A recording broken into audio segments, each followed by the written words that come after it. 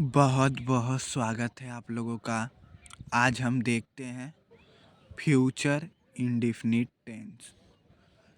Future indefinite tense में यदि आप हिंदी वाक्य देखेंगे तो कैसे पहचानेंगे कि ये फ्यूचर इंडेफिनिट टेंस में है। उसकी पहचान होती है जिस हिंदी वाक्य के अंत में गा गे गी ऐसे शब्द आते हैं, वहाँ फ्यूचर इंडेफिनिट टेंस होता है। अंत में कहने का मतलब अंत में गा गे गी ऐसा आए तो हम समझ जाएंगे कि फ्यूचर इंडेफिनिट टेंस होगा। जैसे वह खाना खाएगा, अंत में गा है मतलब कि फ्यूचर इंडेफिनिट टेंस। दूसरा देख लीजिए, सीता कल जाएगी, अंत में गी है मतलब फ्यूचर इंडेफिनिट टेंस। तीसरा तो एकदम सरल है, रमेश फुटबॉल खेलेगा, अंत में गा है मतलब फ्यूचर इंडेफिनिट टेंस। आज हम लोग बात करने वाले हैं अफर्मेटिव सेंटेंस की, सकारात्मक वाक्य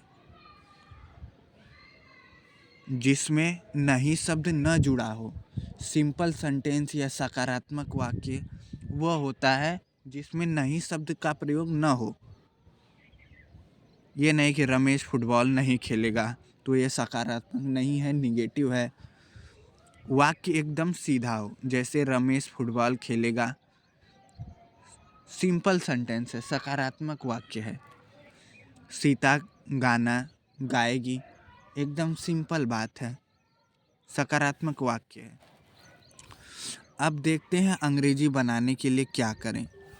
सिंपल सेंटेंस कोई हो, सबसे पहले हम सब्जेक्ट लिखेंगे, फिर हेल्पिंग वर्ब को लिखते हैं। इसमें हेल्पिंग वर्ब विल या शैल, दो हेल्पिंग वर्ब लगती है। अब यदि वाक्य निगेटिव है, मान लो अफर्मेटिव निगेटिव भी है, तो हम यहीं पे नॉट का प्रयोग कर देंगे, प्लस मेन वर्ब में जो है मेन वर्ब को लिखेंगे, उसकी अंग्रेजी लिखेंगे, प्लस ऑब्जेक्ट। अब किसके साथ विल लगाएंगे, किसके साथ शैल। देखो आई और वी के साथ शैल का प्रयोग करेंगे सिंपल कंडीशन में, मतलब ज़्यादातर सामान्यतः, और बाकी सबके साथ विल का प्रयोग करेंगे, चाहे कर्ता एक वचन हो चाहे बहुवचन हो। बस आई वी के साथ शैल, बाकी सबके साथ विल। अब एक सेंटेंस देख लेते हैं, रमेश फुटबॉल खेलेगा। रमेश किसी का नाम है, गागेगी है, future indefinite tense. Ramesh subject है, इसकी अंग्रेजी लिखेंगे RAMESH, रमेश। उसके बाद हेल्पिंग वर्ब विल या शैल, आई वी के साथ शैल लगेगा, बाकी सबके साथ विल। रमेश एक वचन है, इसके साथ विल, रमेश विल। अब निगेटिव रहेगा तो नॉट का प्रयोग करेंगे, निगेटिव नहीं है तो छोड़ देंगे। मेन वर्ब खेलना का प्ले होता है तो प्ले ही लिख देंगे। ऑब्जेक्ट फुटबॉल, फुटबॉल, ये हो गया तैयार। अब हम दूसरा कोई एक सेंटेंस देख लेते हैं, जैसे सीता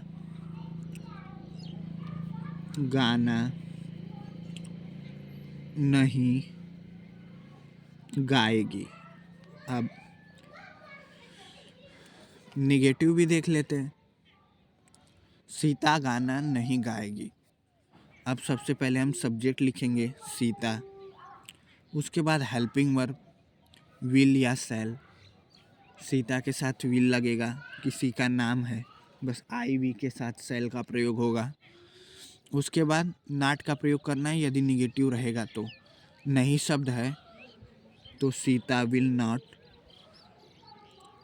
गाना का होता है सिंग, SING सिंग, और ऑब्जेक्ट है गाना, सिंग ए सॉन्ग। ये हो गया तैयार। धन्यवाद।